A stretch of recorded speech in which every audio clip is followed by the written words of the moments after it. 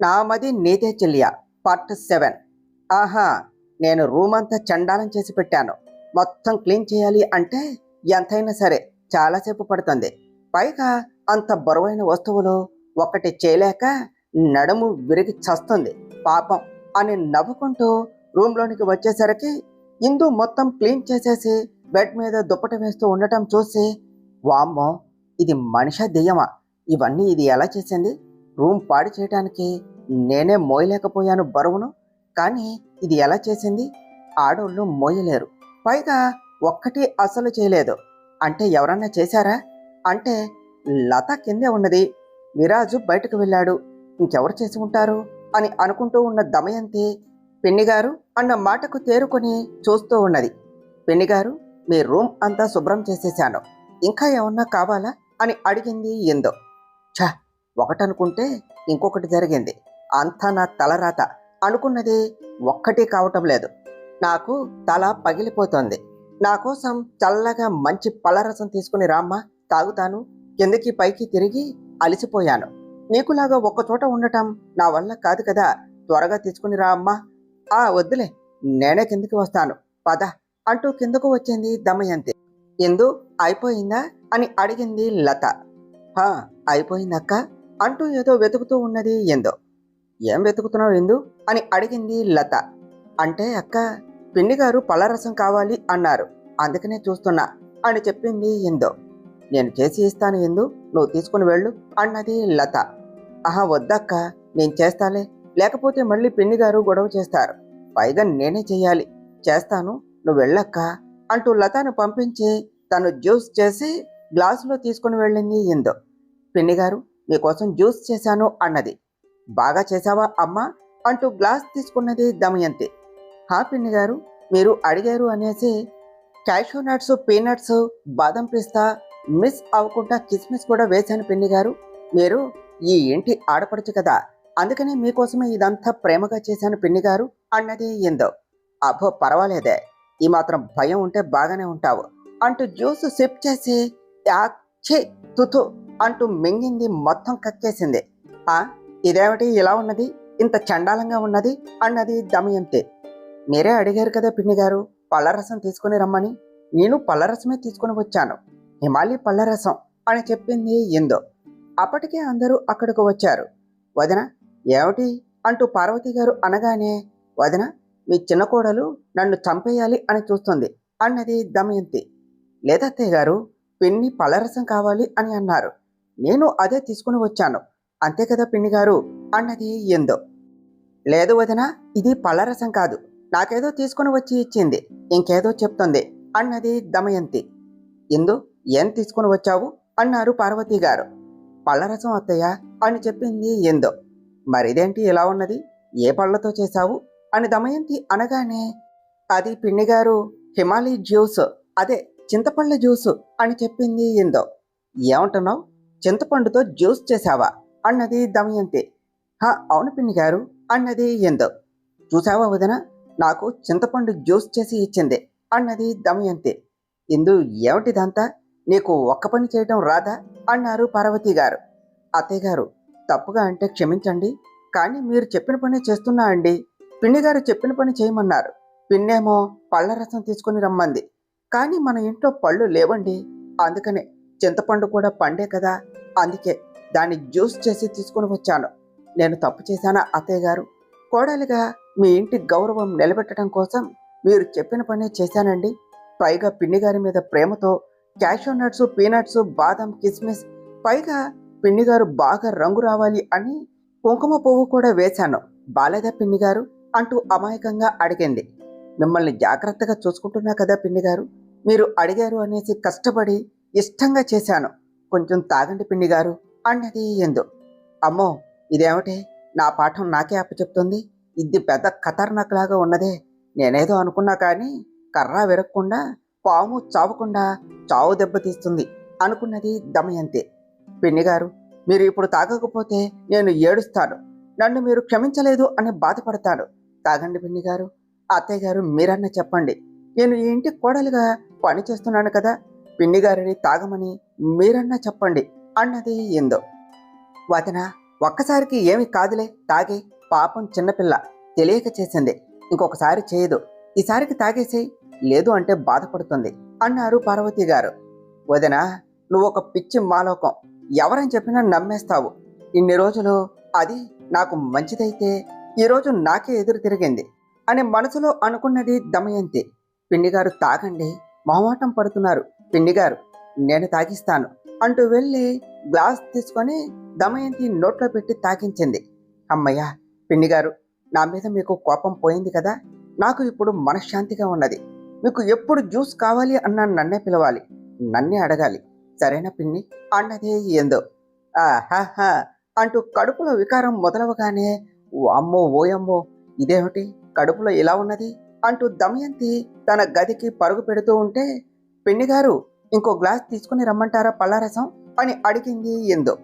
దేవుడు, ఇంకా ఇక్కడే ఉంటే ఇది నన్ను పైకి పంపించే ప్రోగ్రాం పెట్టుకునేలాగా ఉన్నది అంటూ ఆగకుండా పైకి పరిగెడుతూ వెళ్ళిపోయింది దమయంతి. అయ్యో పిన్నిగారు, అత్తయ్యగారు, పిన్నిగారు నన్ను ఇంకా క్షమించలేదు అనుకుంటా. నేను ఇంకొక గ్లాస్ తీసుకుని వెళ్ళి క్షమించమని అడగనా అన్నది ఎందో. ఏమీ అవసరం లేదులే, నువ్వు వెళ్ళి లోపల పని చూసుకో, వదనతో నేను మాట్లాడతానులే అంటూ పార్వతి గారు వెళ్ళిపోయారు.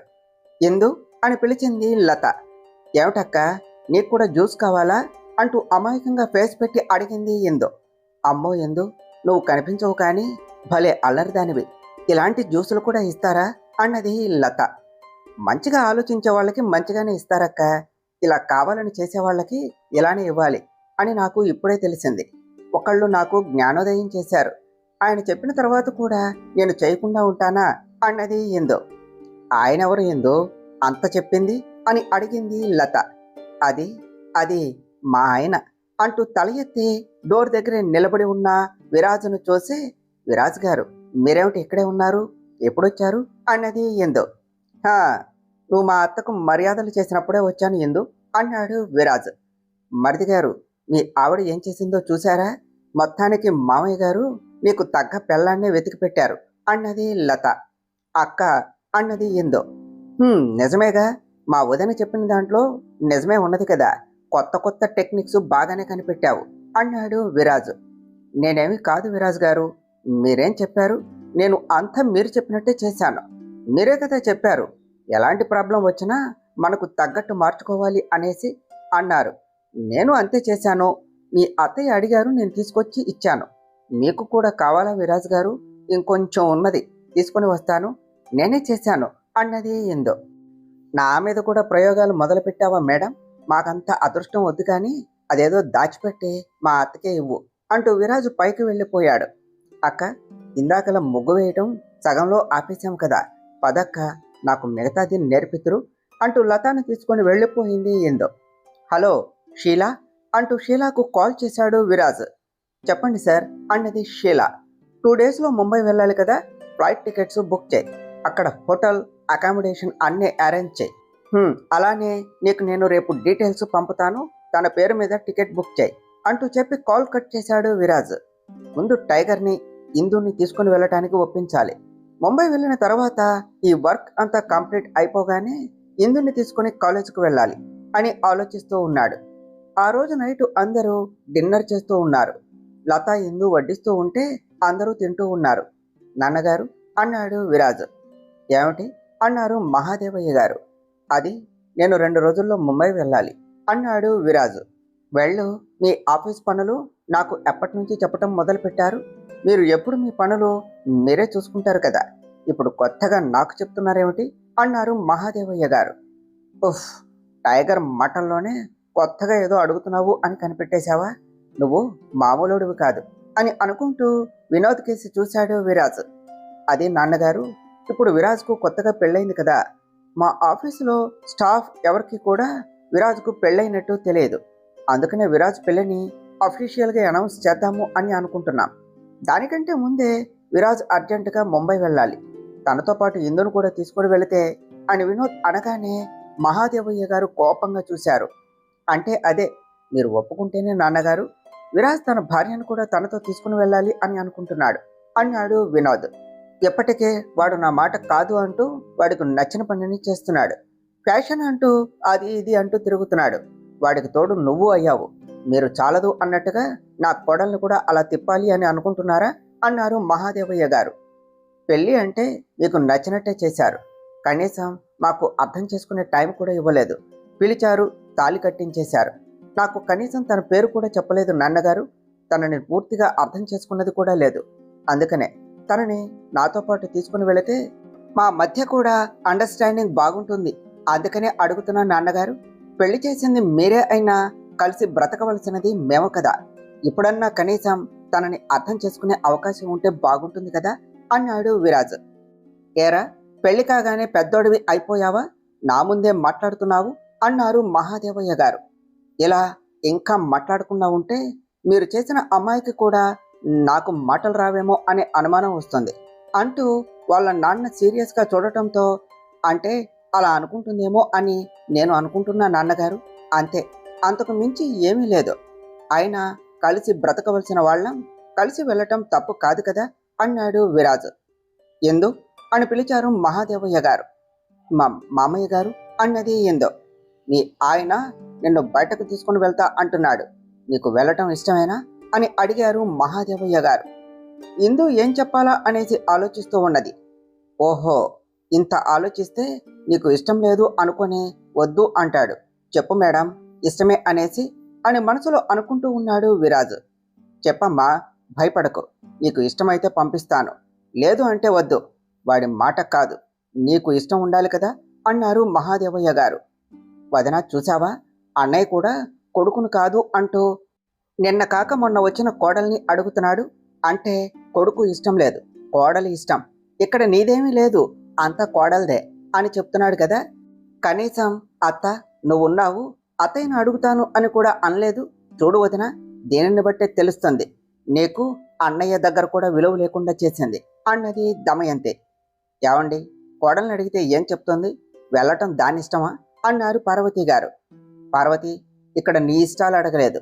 ఎందు, నువ్వు చెప్పమ్మా, నీకు వెళ్ళటం ఇష్టమేనా అన్నారు మహాదేవయ్య గారు. ఎందు, మామయ్య గారు అడుగుతున్నారు కదా, చెప్పు అంటూ లత వచ్చి చెయ్యి పట్టుకోగానే ఇందు చిన్నగా తల ఎత్తి విరాజ్ వైపు చూసింది. ఒప్పుకో అన్నట్టు విరాజు తల ఊపగానే, మీకు ఇష్టమైతే వెళ్తాను మామయ్య గారు అని చెప్పింది. ఇందు చూడటం, విరాజు ఒప్పుకో అన్నట్టు చెప్పటం, మీ ఇష్టం మామయ్య అంటూ ఇందు అనటం, అంతా ఓ కంట చూస్తూనే ఉన్న మహాదేవయ్య గారు ఇందు వైపు చూస్తూ, ఈ ఇంటికి కోడలిగా నిన్ను ఎన్నుకుంటే నన్ను చాలామంది చాలా అడిగారు. వాళ్లకు సమాధానం నువ్వు పెద్దలకు ఇచ్చే గౌరవం. నువ్వే నా ఇంటికి తగ్గ కోడలివి అని మనసులో మురిసిపోతూ, విరాజ్, కోడలికి అవన్నీ తెలియదు. అక్కడ ఎలా ఉండాలి అంతా నువ్వే దగ్గరుండి చూసుకో. నీ పనిలో పడి నా కోడల్ని వదిలేస్తే ఊరుకోను. ఇందు, వాడు అక్కడ ఏమన్నా పిచ్చి వేషాలు వేస్తే నాకు చెప్పు. వచ్చిన తర్వాత వాడి పని చెప్తాను. విరాజ్, నువ్వు తీసుకుని వెళ్తా అంటున్నది నీ భార్యను మాత్రమే కాదు, మన ఇంటి పరువును. మళ్ళీ జాగ్రత్తగా ఇంటికి తీసుకుని వచ్చే బాధ్యత కూడా నీదే. నా కోడలు జాగ్రత్త అంటూ చెప్పి మహాదేవయ్య గారు లేచి వెళ్ళిపోయారు. వదినా, అప్పుడే నీ మాటకు, నీ నిర్ణయాలకు విలువ లేకుండా చేసింది. నేను చెప్పాను కదా, ఈ కొత్త కోడలు నిన్ను తక్కువ చేస్తుంది అని మెల్లగా చెవిలో చెప్పింది దమయంతి. పార్వతి గారు తినేదానిలో చెయ్యి కడిగేసి వెళ్ళిపోయారు. దీన్ని ఊరు వెళ్లకుండా ఆపలేకపోయాను. ఏదో ఒకటి చేసి దీని ప్రయాణం అటకెక్కించాలి అని మనసులో అనుకుంటూ దమయంతి కూడా వెళ్ళిపోయింది. వాళ్ళు వెళ్ళిపోగానే తుఫాను వెలిసినట్టుగా ఉంటే నవ్వుకుంటూ, అన్నయ్య, నిన్ను ఫస్ట్ టైం హెల్ప్ అడిగాను, అది కూడా సరిగ్గా చేయలేవా? నేను నయం కదా, ఎలాగో ఒప్పించుకున్నాను. నువ్వు మాత్రం ఈసారి నన్ను అడుగు, చెప్తాను. వదిన, ఈసారి నేను హెల్ప్ చేయను నీకు అన్నాడు విరాజ్. విరాజ్, మావయ్యతో అంతో ఇంతో మాట్లాడేది నువ్వే మాట్లాడలేను అంటే బావేం చేస్తాడు? అయినా మావయ్య ఒప్పుకున్నారు కదా అన్నది లత. ఇదే పెద్ద షాక్ అండ్ 8th వండర్ వదిన. టైగర్ని ఒప్పించటం తేలికే కాదు, అలాంటిది అంత తేలిగ్గా వెళ్తావా ఇందు అంటూ అనేశారు. నాకు అదే మిరకల్గా ఉన్నది అన్నాడు విరాజ్. మామయ్య ఒప్పుకున్నారు అంటే అది మీ గొప్పతనం కాదు, మా చెల్లెలి మీద మామయ్యకు ఉన్న నమ్మకం. అందుకే ఇందునే అడిగారు. నమ్మకంగా పంపటానికి ఒప్పుకున్నారు. మామయ్య చెప్పింది విన్నావు కదా, మా చెల్లెలు జాగ్రత్త అన్నది లత. అలాగే వదిన గారు, మీ చెల్లిని జాగ్రత్తగా తీసుకుని వెళ్ళి జాగ్రత్తగా తీసుకుని వస్తాను అంటూ విరాజ్ హ్యాండ్ వాష్ చేసుకోవటానికి వెళ్ళిపోయాడు. అక్క, నువ్వు కూర్చో, నేను ఈ ప్లేట్ తీసేసి వస్తాను అంటూ ఇందు మొత్తం క్లీన్ చేసింది. మాటలు చెప్పుకుంటూ ఇద్దరూ కూడా డిన్నర్ చేశారు. ఇందు, నిన్ను మీ ఆయన బాగానే జాగ్రత్తగా చూసుకుంటాడు, కానీ ఎటొచ్చి నువ్వే మీ ఆయన్ను జాగ్రత్తగా చూసుకోవాలి అన్నది లత. రోజు చూస్తూనే ఉన్నా కదా అక్క, ఇంకా నేను జాగ్రత్తగా అంటే ఎలా చూడాలక్క అని అంటూ అడుగుతూ తింటూ ఉన్నది ఇందు.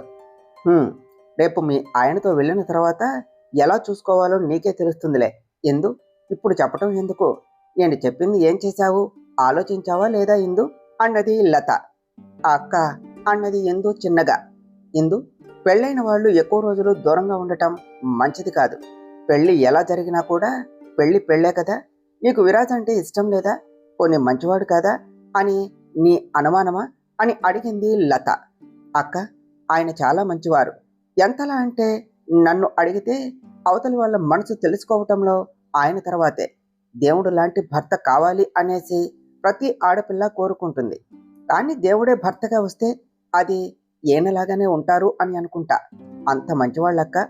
ఆయన మాట, చూసే చూపు, మాట్లాడే విధానం అంతా కూడా నన్ను అనుక్షణం కట్టిపడేస్తుంది. ఇంత మంచివాళ్ళు, ఇంతలా ఎదుటి వాళ్ళ గురించి ఆలోచించే వాళ్ళు ఉంటారా అని నేను ఎన్నిసార్లు అనుకున్నానో తెలుసా? అంత మంచివాళ్ళక్క అన్నది ఎందు. మరి ఇంకేమిటి ఎందు, అన్ని భయాలు పక్కన పెట్టి పెళ్లి బంధాన్ని గౌరవించు. ఇంతకంటే ఇంకా నేనేమీ చెప్పలేను. ఈ ప్రయాణంలో అయినా ఇద్దరుగా ఉన్నవాళ్ళు ఒక్కటిగా అయ్యేలాగా ప్రయత్నించు అని చెప్పేసి లత వెళ్ళిపోగానే ఇందు ఆలోచిస్తూ ఉన్నది. ఓహో లత, నాకు ఎంత పెద్ద విషయాన్ని చెప్పావు. ఏం దొరికావే అంటే నువ్వు ఇంకా నా అల్లుడితో కాపురం చేయలేదు అన్నమాట. ఇది వెంటనే వదినకు చెప్పి నిన్ను ఎలా ఆడుకుంటానో చూడు అని నవ్వుకుంటూ అక్కడి నుంచి జారుకున్నది దమయంతి. లత చెప్పిన మాటలకు ఆలోచనలో పడింది ఎందో. తన పెళ్లి జరిగినప్పటి నుంచి కూడా ఒకరిని మోసం చేస్తున్నాను అనే భావంతోనే పెళ్లి చేసుకున్నది. కనీసం పెళ్ళప్పుడు తన వైపు కూడా చూడలేకపోయింది. పెళ్లి తర్వాత చాలా జరిగింది. తన భర్తతో మోసం చేసి లైఫ్ స్టార్ట్ చేయకూడదు అనేసి ధైర్యం చేసి నిజం చెప్పేసింది. నిజంగా విరాజ్ గారు చాలా మంచివాళ్ళు. అలాంటి మనిషి దొరకటం నా అదృష్టం. ఇంతవరకు విరాజ్ గారికి నా మీద హక్కు ఉన్నా కూడా నన్ను ఎప్పుడూ తప్పుడు దృష్టితో చూడలేదు. ఆ ఆలోచన కూడా తన మనసులోనికి రానివ్వలేదు. పైగా నా కలలకు తోడుగా ఉండి నాకు హెల్ప్ చేస్తా అన్నారు. అంత మంచి వాళ్ళను నేను బాధ పెడుతున్నానా? మంచి మనసు ఉన్న మనిషిగా విరాజ్ గారంటే నాకు అభిమానం. నన్ను అర్థం చేసుకున్నారు. నాకు ప్రాబ్లం వచ్చిన ప్రతిసారి నాకు తోడుగా ఉన్నారు. అసలు పెళ్ళే వద్దు అనుకున్నాను, కానీ మామయ్యకు భారంగా ఉండలేక పెళ్లికి ఒప్పుకున్నాను. నాలో ఉన్న బాధ కూడా మిమ్మల్ని చూసిన తర్వాతే మర్చిపోయాను విరాజ్ గారు. మీరు పక్కనే ఉంటే ఎప్పుడూ నవ్వుతూనే ఉంటాను. అసలు బాధ అన్నది నాకు తెలియనే తెలియదు మీరు తోడుగా ఉంటే. ఓ అమ్మాయికి ఇంతకన్నా ఇంకేం కావాలి? నాకు మీరంటే ఇష్టమే అని అనుకోగానే తన పెదవుల మీదకు చిరునవ్వు వచ్చి చేరింది. మళ్ళీ వెంటనే ఆ నవ్వు మాయమైపోతూ ఉంటే ఒళ్ళంతా చెమటలు పట్టేశాయి. లేదు లేదు, విరాజ్ గారి మీద నాకు ప్రేమ ఉన్నది అని తెలిస్తే వాడు విరాజ్ గారిని ఏమైనా చేసేస్తాడు. నా వల్ల ఇప్పటికే చాలా కష్టపడుతున్నారు. మళ్ళీ కొత్త ప్రాబ్లమ్స్ తీసుకుని రాలేను. ఇప్పుడు ఉన్న పరిస్థితుల్లో అత్తయ్య మామయ్యను మోసం చేస్తూ మళ్ళీ కొత్తగా విరాజ్ గారికి నా మనసులో మాట చెప్పి రేపటి రోజున అత్తయ్య మామయ్యకు నిజం తెలిసిన తర్వాత నన్ను కాదు అంటే అప్పుడు నా వల్ల ఆయన కూడా బాధపడాలి. అందుకే ముందు నన్నుగా ఇంట్లో అందరూ ఒప్పుకున్నాక అన్ని ప్రాబ్లమ్స్ క్లియర్ అయ్యాక చెప్తాను. అంతవరకు నా మనసులో మాట చెప్పకూడదు అని అనుకుంటూ ఉన్నది. ఇందు రూమ్లోనికి వెళ్ళేసరికి విరాజ్ నిద్రపోతూ ఉండటం చూసి, నా కోసం ఇంత చేస్తున్నారు. నాకు మీరు చాలా నచ్చేశారు విరాజ్ గారు. కానీ మీకు నేనంటే ఇష్టమేనా? పెళ్లికి ముందు ఒక అమ్మాయిని ప్రేమించాను అన్నారు. ఆ అమ్మాయి ఎవరు? నేను మీకు ఎలా తెలుసు? ఒక్కటి అడిగినా కూడా మీరు నాకు సమాధానం చెప్పరు. అన్నింటికీ చిన్న నవ్వే సమాధానం అంటారు అనుకుంటూ విరాజ్ కదలటం చూసి టెన్షన్గా పిల్లో దుప్పటి తీసుకుని సోఫాలోనికి చేరిపోయింది ఇందు. కాసేపటికి నిద్రలోనికి జారుకున్నది. అలసిన దేహానికి ఉపశమనం ఇస్తూ. ఆహా, ఎంత పెద్ద విషయం చెప్పావు. రేపు వదినకు చెప్పి అప్పుడు చెప్తాను. ఇద్దరి మధ్య ఆ విషయం లేదు అంటే ఎంతైనా మగాడు కదా, ఖచ్చితంగా ఒప్పుకోడు. ఈ టైంలో నా కూతుర్ని అల్లుడికి దగ్గరగా ఉంచి వదినకు దాని మీద మొత్తం ఎక్కించాలి. ముందు దాన్ని అల్లుడితో కలిసి ముంబై వెళ్లకుండా చేయాలి. అయినా ఇన్ని రోజులైనా అదెందుకు దూరంగా ఉంటుంది? అంటే దానికి ఇష్టం లేదా? కానీ పైకి ఇద్దరు బాగానే ఉంటున్నారు కదా, ఇదేదో నెగ్గు తేల్చవలసిన విషయమే అంటూ బెడ్ మీద గుర్రు పెట్టి నిద్రపోతూ ఉన్న తన కూతుర్ని చూస్తూ, ఇది ఇలా ఉన్నది కాబట్టే అన్నయ్య వద్దు అన్నాడు, నా కర్మ అని అనుకుంటూ పడుకున్నది దమయంతి. ఏమండి, నాకు మీరు చేసిన పని నచ్చలేదండి. మన కోడల్ని ఇల్లు దాటి బయటకు పంపటానికి కూడా ఒప్పుకోరు, అలాంటిది మీరు వెళ్ళటానికి ఎలా ఒప్పుకున్నారు? నాకు నచ్చలేదు అంటూ భయంగా నసుగుతూ చెప్పారు పార్వతి గారు చిలకలు చుట్టి పెడుతూ. పార్వతి గారు చుట్టిన చిలకలు తీసుకుంటూ, ఏమిటి పార్వతి, నాకే సలహాలు ఇస్తున్నావా? ఏం చేయాలో నాకు తెలియదా? నేను అంతా ఆలోచించే వాళ్ళు వెళ్ళటానికి ఒప్పుకున్నాను. ఈ విషయంలో నువ్వేమీ మాట్లాడుకో. మన పెద్ద కోడలు మీ అన్న కూతురు అయిన వాళ్ళం, తెలిసినోళ్ళు త్వరలోనే కలిసిపోయారు. కానీ వీళ్ళు అలా కాదు, ముందు పరిచయం లేదు, వాడు అన్నాడు అని కాదు, నేను కూడా ముహూర్తం లేదు అనేసి వాడికి చెప్పకుండా పెళ్లి చేశాను. ఎవరు ఏమిటి అనేది అడగకుండా పెళ్ళి అంటే వచ్చి తాళి కట్టాడు. ఇద్దరు ఎలా ఉంటున్నారో కూడా మనకు తెలియదు. కొన్ని రోజులు దూరంగా ఉంటే వాళ్ళ మధ్య దూరాలు ఏమన్నా ఉంటే ఇద్దరు సర్దుకొని దగ్గరవుతారు. పైగా అమ్మాయికి అంతా కొత్త కదా, అలవాటు పడుతుంది, అందుకనే ఒప్పుకున్నాను అన్నారు మహాదేవయ్య గారు. ఏమో అండి, నాకు ఇష్టం లేదు. ఆ అమ్మాయి నాకు పెళ్ళప్పుడే నచ్చలేదు. ఎవరో ఏమిటో తెలియకుండా తీసుకొని వచ్చి పెళ్లి చేశారు. ఒక్క పని కూడా చెప్పనిదే చెయ్యదు. పెద్దలు అంటే గౌరవం లేదు. ముందు నాకు అత్తగారు అనే మర్యాద ఇవ్వదు. మీరు వెళ్తావా అని అడిగితే నన్ను అడగకుండా తన నిర్ణయం చెప్పింది. ఈరోజే ఇలా ఉంటే రేపు నా మాట కూడా వినదు అన్నారు పార్వతి గారు. పార్వతి, అర్థం లేని ఆలోచనలు పెట్టుకోకు. ఇందుమతి మన ఇంటికి తగ్గ కోడలు, మన వాడికి సరి అయిన జోడే. తను ఈ ఇంటి పరువు నిలబెట్టే అమ్మాయే. పెద్దలంటే గౌరవం లేకుండానే ఆ రోజు మనం తెలియకుండానే మనకు గౌరవం ఇచ్చిందా? మన కోడలు అయ్యే అర్హత ఆ అమ్మాయికే ఉన్నది. నువ్వు ఎక్కువ ఊహించుకోకు. కోడళ్లకు అత్తగా కాదు, అమ్మలా ఆలోచించు. పైగా ఇందుకి అమ్మ నాన్న కూడా లేరు, ఇబ్బంది పెట్టకు. మన కోడలు మన ఇంటి పరువు నిలబెట్టేదే అంటూ మీసం మెలివేశారు మహాదేవయ్య గారు. అంత నమ్మకంగా ఉన్నారు. ఒకవేళ అలా కాకుండా మళ్ళీ మన ఇంట్లో అంటూ ఉన్న పార్వతి మాటలకు కోపంగా, పార్వతి, అది గడిచిన గతం, దాన్ని మళ్ళీ నా ముందు ఎత్తుకో. ఆ గతం మళ్ళీ నా ముందుకు రాకూడదు అనే కదా నా ఇంటి కోడళ్లకు చదువు ఉండకూడదు అనేసి చదువుకొని వాళ్ళను తీసుకుని వచ్చాను. ఈ ఇంట్లో మళ్ళీ అలాంటి దారుణం ఎన్నటికీ జరగదు, జరగనివ్వను అంటూ పడుకున్నారు మహాదేవయ్య గారు. విరాజ్ ఎర్రగా ఉన్న ఇందు అరచేతులను చూస్తూ, మేడంకి పనులు అలవాటు లేదు కదా, పాపం ఒక్కరోజుకే ఎర్రగా అయిపోయాయి. ఇంత స్మూత్గా ఉన్నావు, దేవుడు నిన్ను ఎలా తయారు చేశాడు డాక్టర్ పాప, నా కోసం అనే ఇలా చేశాడు అనుకుంటా అని అనుకుంటూ తన చేతికు వెన్న రాస్తూ ఉన్నాడు. మొత్తానికి మేడం గారికి చాలా డౌట్స్ ఉన్నాయి. కానీ అప్పుడే నీ డౌట్స్కు క్లారిఫై ఇవ్వను. నువ్వు అనుకున్న కళ నెరవేరాక నా మనసు నీ ముందు పెడతాను. ఇప్పుడు హాయిగా పడుకోయిందు అంటూ తనని అలా చూస్తూ ఉన్నాడు రాత్రంతా. ఎందు, ఏం చేస్తున్నావు? ఈరోజే కదా స్టార్ట్ అవ్వాలి. అంతా ప్యాక్ చేసావా లేదా? నేను ఏమన్నా హెల్ప్ చేయాలా అని అడిగాడు విరాజ్. నేను ప్యాక్ చేస్తాను విరాజ్ గారు, కానీ నేను ముంబై రావటం అవసరమా అండి అంటూ భయంగా అడిగింది ఎందో. ఎవరికో భయపడి ఇక్కడే ఆగిపోతావా? నేను ఉన్నాను, నీకేమీ కాదు ఇందు, భయపడకు. నా భార్య జోలికి వస్తే చేతులు ముడుచుకునే రకం కాదు. ఆ చేతులు విరిచి వాడికే ఇస్తాను. నువ్వు ఇలా భయపడుతూ ఉంటే ఎలా చెప్పు? నార్మల్గా ఉండు, మా అత్తయ్య దగ్గర ఉంటావే అలా అన్నమాట అంటూ ఇందు నవ్వగానే, నువ్వు లగేజ్ ప్యాక్ చేయి, ఈవినింగ్ వెళ్ళాలి కదా అంటూ ఫోన్ తీసుకొని బయటకు వెళ్ళిపోయాడు విరాజ్. వదినా, వదినా, నేను నీకొక మాట చెప్పాలి వదినా. ఇది నేను చెప్పొచ్చో లేదో కూడా నాకు తెలియదు, కానీ చెప్పక తప్పటం లేదు.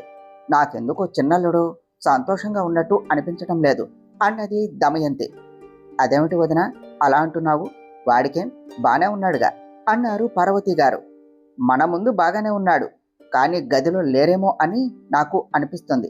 ఆ అమ్మాయి మన వాడిని దగ్గరకు కూడా రానివ్వటం లేదు అని నాకు అనుమానం. కాదు వదినా, అదే నిజం అనేసి నా నమ్మకం. లేకపోతే అల్లుడు ఆ అమ్మాయిని అక్కడికి ఎందుకు తీసుకుని వెళ్తాడు? నాకు తెలిసి ఆ అమ్మాయి ఇక్కడ మీద చెయ్యి కూడా వేయనివ్వటం లేదు, అందుకే దూరంగా తీసుకుని వెళ్తున్నాడు అన్నది దమయంతి. అలా ఏమీ కాదులే వదినా, ఇద్దరు బాగానే ఉన్నారు అనుకుంటా అన్నారు పార్వతి గారు. అయ్యో పిచ్చి వదిన, నువ్వు అనుకుంటే పప్పులో కాలేసినట్టే. నాకు తెలిసి ఆ అమ్మాయికి ఉమ్మడి కుటుంబం అంటే ఇష్టం లేదు. పైగా అత్త పెత్తనం అంటే ఖాతరు చేయదు. అలాంటప్పుడు ఏం చేయాలి? మొగుణ్ణి తన వెనక తిప్పుకోవాలి. అంటే ఆడదానికి ఉన్న అస్త్రం అది ఒక్కటే కదా. అందుకనే మన వాడిని తనకు నచ్చినట్టు ఆడిస్తుంది. నేను చెప్పేదే నిజం వదిన. నీ కోడలే ఇదంతా చేసి ఉంటుంది. ఇలా షరతులు పెట్టి దగ్గరకు రానివ్వకుండా చేస్తుంది. అసలు ఇంతవరకు ఇద్దరి మధ్య ఏమీ జరగలేదు అనే నా నమ్మకం వదిన. అయినా మనకు అనుమానం ఎందుకో, ఒకసారి తెలుసుకుంటే సరిపోతుంది కదా అన్నది దమయంతి. వదిన, నువ్వు అన్నదే నిజమైతే ఇప్పుడే దాని అంతు చూస్తాను. మీ అన్నయ్య దాని మీద చాలా నమ్మకం పెట్టుకున్నాడు, కానీ నాకు ఎప్పుడూ లేదు. నువ్వు చెప్పిందే నిజమైతే మీ అన్నయ్యతో గొడవ పడైనా సరే దాన్ని ఈ గడప దాటిస్తాను అంటూ కోపంగా లోనికి వచ్చి లతాను, ఇందు ఎక్కడా అని కోపంగా అడిగారు పార్వతి గారు. తన రూమ్లో ఉన్నది అని లత చెప్పటంతో కోపంగా విరాజ్ రూమ్కు వెళ్లారు. వెనకే దమయంతి కూడా ఆనందంగా వెళ్ళింది. ట్రావెల్ బ్యాగ్లో విరాజ్ డ్రెస్సెస్ అన్నీ పెట్టేసి తన బట్టలు కూడా సర్దుతూ ఉన్న ఇందు తన నడుం మీద చేతులు పడగానే కంగారుగా వెనక్కు తిరిగింది. ఆ కంగారులో తన కాళ్ళు తడబడుతూ అక్కడ ఉన్న విరాజును చూసి వెనక్కు జరుగుతూ పడిపోబోయింది. పడిపోతూ ఉన్న ఇందు నడుం చుట్టూ చేతులు వేసి పట్టుకున్నాడు విరాజ్. విరాజ్ చేతి స్పర్శ ఇందులో తెలియని బిడియం కలిగిస్తూ ఉంటే సపోర్టుగా విరాజ్ మెడ చుట్టూ చేతులు వేసి తన వైపు చూస్తూ ఉన్నది. అంత దగ్గరగా సూటిగా చూస్తూ ఉన్న చూపులు బాణాల్లా గుండెలను తాకుతూ ఉంటే విరాజ్ వెచ్చని ఊపిరి తన మొహాన్ని తాకుతూ ఉన్నది. కళ్ళతోనే కవ్విస్తూ ఉన్న విరాజ్ చూపులకు సహజంగానే సిగ్గు ముంచుకొస్తూ ఉంటే విరాజ్ గారు అని అనబోతూ ఉన్న ఇందు మాటకు చెయ్యి అడ్డు పెడుతూ, నువ్వేమీ మాట్లాడుకు ఇందు, మనం కనీసం మాట్లాడుకోవటానికి కూడా మనకు టైం కుదరటం లేదు ఇందు. మార్నింగ్ అంతా ఆ పని ఈ పని అంటూ ఇంట్లో పనులు చేస్తూనే ఉంటావు. కొన్ని నైట్ ఏమన్నా అంటే ఈ పనులకు అలసిపోతున్నావు. మనకు ఒంటరిగా టైం స్పెండ్ చేయటం కుదరటం లేదు ఇందు. మార్నింగ్ అంతా మా గుండ్రాయి అత్త నీతో ఆ పని ఈ పని చేయించుకుంటూ ఉన్నది. కనీసం కొత్తగా పెళ్ళైన వాళ్ళం, మనకు ముద్దు ముచ్చట ఉంటుంది అని కూడా తెలియదు మా అత్తకు. ఆవిడకు ఎలా తెలుస్తుందిలే? మొగుణ్ణి పనుడిలా చూస్తుంది మా అత్త. మన ముద్దు ముచ్చట్లు చూడలేకపోతుంది. ఆవిడ బాధ భరించలేకే మనకు ఈ ట్రిప్ ప్లాన్ చేశాను. ఈ ట్రిప్లో మనం ఫుల్గా ఎంజాయ్ చేయాలి ఎందు. ఈ టెన్షన్స్ అవన్నీ పెట్టుకోకూడదు. ఏమంటావు? అక్కడ నువ్వు నేను మనం మాత్రమే హాయిగా ఎంజాయ్ చేయాలి ఎందు. ఏమంటావు? నువ్వేమంటావో నాకు తెలియదా? అంతా మీ ఇష్టం విరాజ్ గారు అంటావు, అంతే కదా అంటూ ఇందు లిప్స్ చూస్తూ దగ్గరికి వస్తూ ఉన్నాడు విరాజ్. విరాజ్ మాట్లాడే మాటలకు ఇందు షాక్గా చూస్తూ, విరాజ్ గారు అంటూ కొంచెం వెనక్కు జరిగేసరికి ఇద్దరు బ్యాలెన్స్ తప్పి బెడ్ మీద పడిపోయారు. అప్పటి వరకు అదంతా చూస్తూ ఉన్న పార్వతి గారు పక్కనే షాక్గా చూస్తూ ఉన్న ఇందుమతిని చూసి, వదిన నువ్వు ముందు పద అంటూ తనని తీసుకుని పక్కకు వచ్చేశారు. కైపుగా ఇందు ఫేస్ దగ్గరగా తన ఫేస్ తీసుకుని వస్తూ ఉన్న విరాజ్ పార్వతి గారు వెళ్ళిపోవటం చూసి ఇందు పక్కనే బెడ్ మీద పడిపోయాడు ఊపిరి పీల్చుకుంటూ. వదిన అది మరి నేను అన్నది దమయంతి. వదిన వాళ్ళు బాగానే ఉంటే బాగాలేదు అంటూ తీసుకుని వెళ్ళావు. వాళ్ళు చూసి ఉంటే మన పరువు ఏమయ్యేది? ఇంకా నయం చూడకుండా వచ్చేసాం. ఇంకెప్పుడు ఇలాంటి మాటలు చెప్పక వదిన, వాళ్ళు బాగానే ఉన్నారు అని చెప్పారు పార్వతి గారు. ఛ, డైరెక్ట్గా లత అంటూ ఉంటే విన్నాను అని వదనకు చెప్తే గోతికాడ నక్కలాగా విన్నాను అనుకుంటుంది అనేసి అలా చెప్పాను. అంతా అయిపోయింది అనుకుంటే వీళ్ళు ఎలా ఉన్నారేమిటి? నేను నిన్న రాత్రి విన్నది నిజమా, లేదా ఇప్పుడు నా కళ్ళతో నేను చూసింది నిజమా? ఇద్దరూ అలా ఉన్నారు అంటే ఇద్దరూ కలిసిపోయారా? నా కూతురు గతేమిటి, నా పరిస్థితి ఏమిటి అని మనసులో అనుకున్నది దమయంతి. విరాజ్ ప్రశంసకి ఇందు హార్ట్ బీటు రైలు కన్నా వేగంగా పరిగెడుతోంది. ఫస్ట్ టైం విరాజ్ అంత దగ్గరగా వచ్చేసరికి ఏదో తెలియని భయం. దాని పేరు సిగ్గు బిడియం అని తనకు అదన్నా తెలుసో లేదో తెలియదు, కానీ ఆ క్షణం మాత్రం విరాజ్ వైపు చూడలేక చూపు కిందకు దించేసింది. విరాజ్ అంత చొరవ తీసుకుంటాడు అని అనుకోలేదు. అంత చొరవగా నడుం మీద చెయ్యి వేయటం, ఇంకా అప్పటికి ఆ స్పర్శ తనకు గిలిగింతలు పెడుతూనే ఉన్నది. ఇద్దరి మధ్య కాసేపటి వరకు మాటలే లేవు. సిగ్గో భయమో బిడియం వల్లనో ఇందు మౌనంగా ఉంటే విరాజ్ పరిస్థితి కూడా అందుకు భిన్నంగా లేదు అనే చెప్పాలి. ఆ టెన్షన్లో ఏదో తోచింది చేసేశాడు, ఏదో అనేశాడు. కానీ మదిమెచ్చిన చెలికి అంత దగ్గరగా ఉంటే తన ప్రేమను కంట్రోల్ చేసుకుంటూ, తన ఫీలింగ్స్ని హోల్డ్లో పెట్టుకుంటూ, తన ప్రేమను చూపిస్తూ, ఆ ప్రేమను నటిస్తున్నట్టు చూపించడం ఎంత కష్టంగా ఉన్న విరాజ్ ఇందుకి దూరం జరిగి బెడ్ మీద పడ్డాడు. కాసేపటి తర్వాత విరాజ్ ఇందు ఎలా ఫీల్ అవుతుంది, తను నేను చేసిన దానికి తప్పుగా అనుకుంటుందా అని మనసులో అనుకుంటూ ఇందు అంటూ చిన్నగా పిలిచాడు. విరాజ్ అలా పిలవగానే ఇందు సిగ్గుతో కూడిన టెన్షన్తో ఎలా రియాక్ట్ అవ్వాలో తెలియక ఆలోచిస్తూ ఉన్నది. ఇందు అలా సైలెంట్గా ఉండేసరికి నిజంగానే ఇందు తను చేసిన దానికి ఫీల్ అవుతుంది అని అనుకుంటూ, ఒరేయ్ ఏం చేసావురా, నీ వల్ల ఇందు ఫీల్ అవుతుంది, మరి కాస్త ఎక్కువ యాక్ట్ చేశావు, యాక్ట్ చేయాలి అని వచ్చి జీవించేశావు, పాపం బాధపడుతుంది అనుకుంటా అని అనుకుంటూ ఇందు అంటూ తన పక్క నుంచి లేచాడు విరాజ్. ఇందు కూడా పైకి లేచింది. విరాజ్ని సూటిగా చూడలేక తల పక్కకు తిప్పుకున్నది. ఇందు, నేను అడ్వాంటేజ్ తీసుకున్నాను అని అనుకుంటున్నావా? ఇది నేను కావాలి అని చేయలేదు ఇందు, నీ పర్మిషన్ లేకుండా నిన్ను పట్టుకున్నాను, తప్పే, కానీ తప్పలేదు అన్నాడు విరాజ్. ఆ మాటకు ఇందు విరాజ్ వైపు చూసింది. నిజం ఇందు, నేను కావాలి అని చేయలేదు. మా అత్త ఉన్నది కదా దమయంతి, ఎప్పుడు ఏం చేద్దామా అని చూస్తూ ఉంటుంది, అంతా అదే చేస్తుంది. నేను కాల్ మాట్లాడుతూ కిందకు వెళ్ళేసరికి అమ్మకు మనం సరిగ్గా ఉండటం లేదు, మన మధ్య డిస్టెన్స్ ఉన్నది అని తనకు అనుమానంగా ఉన్నది అని చెప్తుంది. అమ్మ వస్తే మళ్ళీ ప్రాబ్లము అనేసి వాళ్ళు వచ్చేసరికి అలా యాక్ట్ చేశాను, నువ్వేమి తప్పుగా అనుకోకు అన్నాడు విరాజ్. యాక్ట్ చేశారా అంటే నిజం కదా విరాజ్ గారు అంటూ డల్గా అన్నది ఇందు. విరాజ్ యాక్టింగ్ అనేసరికి యాక్ట్ చేశాను అంటూ ఆగి, వాట్ ఏమన్నావు, కమ్ అగైన్ అన్నాడు విరాజ్.